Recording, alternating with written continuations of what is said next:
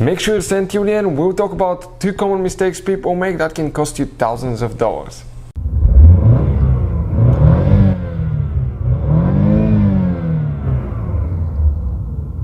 Hey guys, welcome back to Electrical Car Repair Live. Thank you guys for watching and subscribing to the channel. Today will be super helpful video to any of you having a Dodge Charger. If you have a Dodge Charger, you need to find the fuse for the interior light. Stay with us, we'll explain where it's located. We'll talk about common mistakes people make and how some of those can cost you thousands of dollars. So let's cover that today.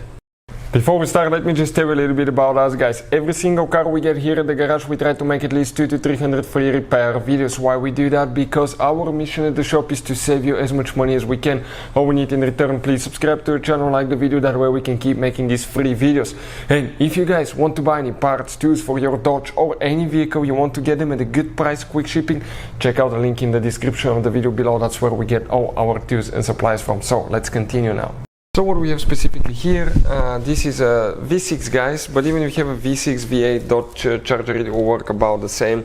Most people will automatically think that the fuse is located in that fuse box right here, but it's not, guys. It's actually in a different fuse box.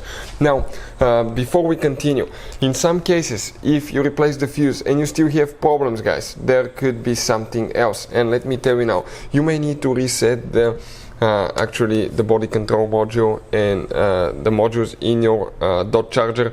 This computer can access every computer system in your car. I'll put the link in the description of the video below. You can check current price and features, but it's a tool that can pay itself off in one-time use. It's amazing and it works on almost any car you can think of. So the fuse for the interior light, let's go ahead and explain where it's now. So you're going to go ahead, open the trunk, you lift the cover where you access the spare tire and the car body. Here now, guys, many times for many fuses, it's recommended to disconnect the car battery when removing fuses and relays. So let's go ahead and explain now, guys. One thing about it. First, if you don't, for some specific fuses, you can burn the electronics, modules, computers, the electrical system. Second, these new cars, it really matters which battery terminal you disconnect and reconnect first, because some of these cars have up to 50 computers, and if you do it the wrong way, you can burn one of those. We did that on a Mercedes, guys. It cost us $2,000. Don't make that mistake. So check out, there is a video that explains which battery terminal to disconnect first. Next, the fuse box is right here. You pull this way and you flip it open. You can see, just like that.